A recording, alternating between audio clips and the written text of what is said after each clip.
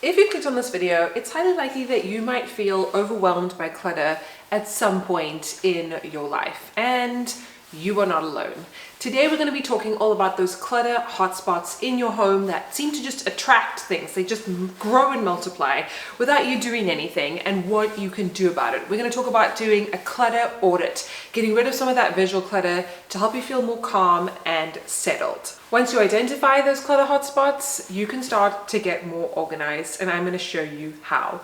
But first, if you're new here, hello and welcome. My name is Julie. I have 3 kids, so there's a lot of clutter coming in and out of my home, and I love to help people organize their lives so that they can really enjoy the things that matter most to them.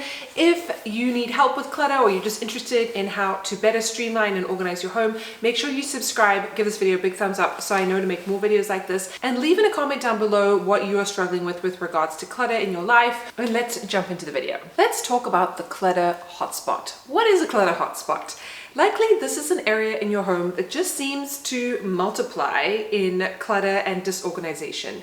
It might be an area in the bedroom or kitchen or a play area or your mudroom, or where you come in to the house where things are just never in their place. It's just very hard to keep them organized. They accumulate clutter so quickly due to a lack of systems and organization. Common areas for clutter that I find are my kitchen. I shared in a video recently how the first thing that I do to try and mitigate some of that kitchen clutter that builds up so fast is when we come home, I put away lunch boxes, I put away backpacks, I sort through mail, I get rid of junk mail. I do all of this stuff almost as soon as I come in the house. So everything is kind of going with the momentum that I already have from arriving home while I still have the energy. Because you know, once you sit down and try and relax, it's much harder to get up. And I really feel like, because the kitchen is the center of the home, if you take nothing else from this video, tackling that first, getting rid of that clutter hotspot, is really going to help you feel a bit more calm and centered and able to take on more cluttered areas in your house. If you have kids, as I do, you will know that they come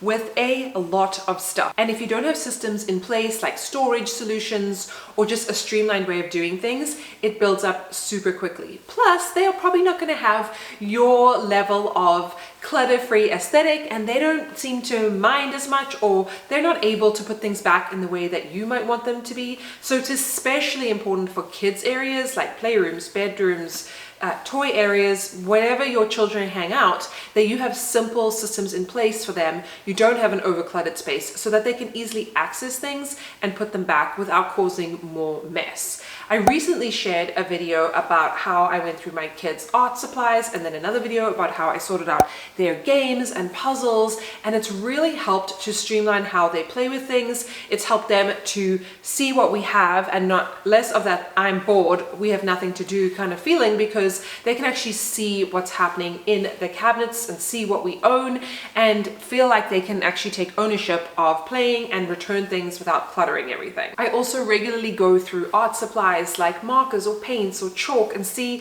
what is still usable. Often we've had these things for many years and they kind of take a beating. So it's important to be checking on these things. I would say maybe every 6 months, at least once a year, and reevaluating your storage solutions, seeing what you can get rid of. Because even though it's wonderful to have all of these options for our children, when we have too many toys and too much choice, they don't play with anything. And it's a total waste of money, space, and sanity. The same goes for bedrooms. And again, if you have children, if their rooms, their closets, their drawers are overstuffed, there's absolutely no way that they're going to be able to maintain their things. But the same goes for you. If you have a closet that's so stuffed that you can't even see what's in your inventory, you end up feeling like you have nothing to wear. Meanwhile, you have a closet jam-packed of clothes. I would encourage regular decluttering. I've done a lot of videos about this, but if you need some help starting at the beginning, I have a 4-step system where I talk about how I decide where things go in terms of donations, keeping them, trash, that kind of thing. So you can go ahead and watch that video if that might be helpful for you.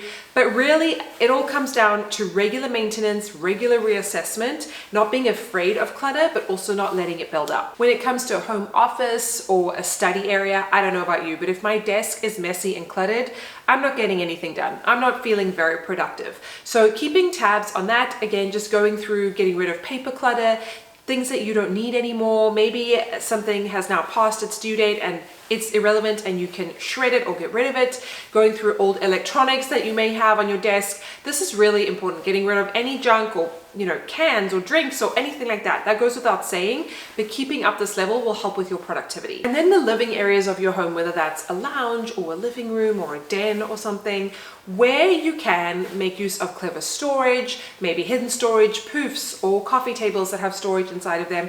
I like using decorative baskets to put away blankets. I really try and keep these areas minimal. As I said, with children, it's really helpful to have an open space so that they can take out their toys and play. We don't have a dedicated playroom, which I kind of like, because I feel like if we did, it would just be a toy storage room, whereas they like to be around other people when they are playing. So I'd rather they go and get some toys from somewhere, or building blocks, Duplo, magnet tiles, and then they can set it out in the living area and build. If that living area is super cluttered, there's no place for them to play. And we all know that moms want children to play more independently, and this is one way to help them do that. Something that I find really helpful is a clutter audit process. Now, you can either do this by writing it down, or you can mentally go through areas of your home. You know the best where your clutter tends to accumulate, and that's where I would start. So for us, we have this kind of makeshift mudroom where everybody comes in from the garage, dumps everything. Shoes are usually around, jackets, hats,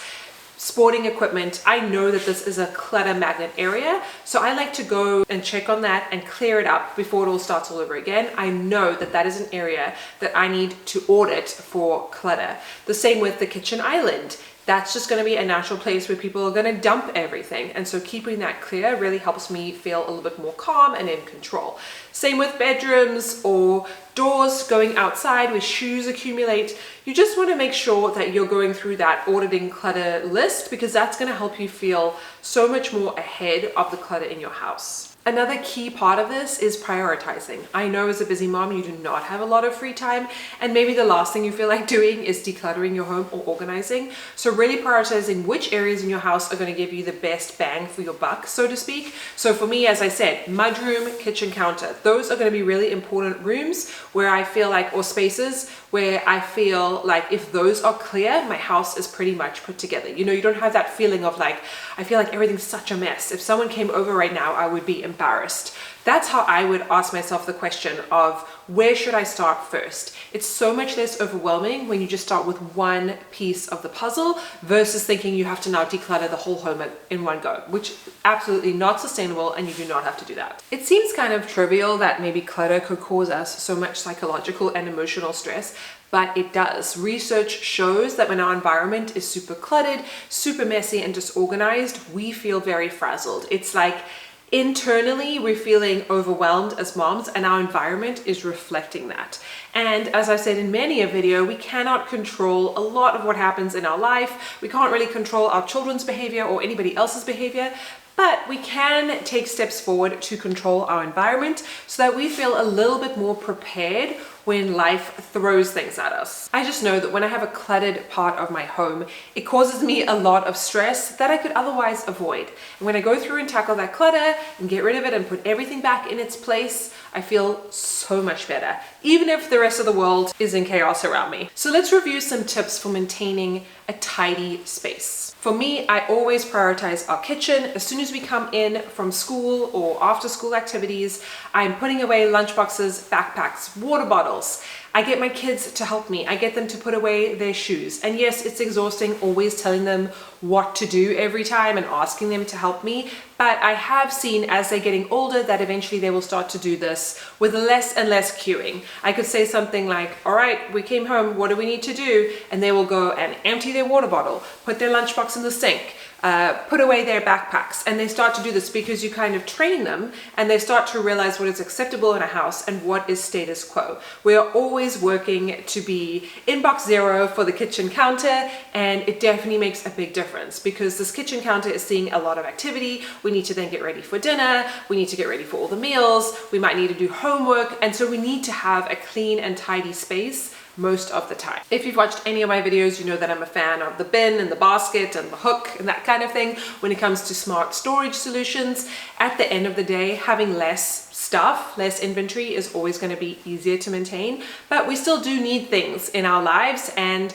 having a basket that will contain something, having the right size container for whatever you're trying to store, not overstuffing things so that you cannot see them, using clear bins to see what's inside, having soft baskets that are easy for your kids to take in and out. These are things that really help me stay organized. And then along with having a decluttered, streamlined home, having a spot for everything will help you stay on track. You need to have a designated space for every item in your home, and this way you will avoid long-term clutter. So in summary, we've identified and addressed some of the clutter hotspots in our home, and we have used a visual clutter checklist in order to make sure that we're staying on track. I would highly encourage you to start your own clutter audit, whether you're writing down a few of the hotspots in your house or just remembering which areas to prioritize. Remember, strategy is just prioritizing what to do first. And when you have that strategy, you feel like you're armed with information, with action, with a plan. And that makes you feel so much better when it comes to maintaining your home. I really want to know, what are your biggest clutter challenges right now? Leave them down in the comments. Don't forget to go ahead and subscribe and give this video a big like, and I can't wait to see you in my next video. Bye.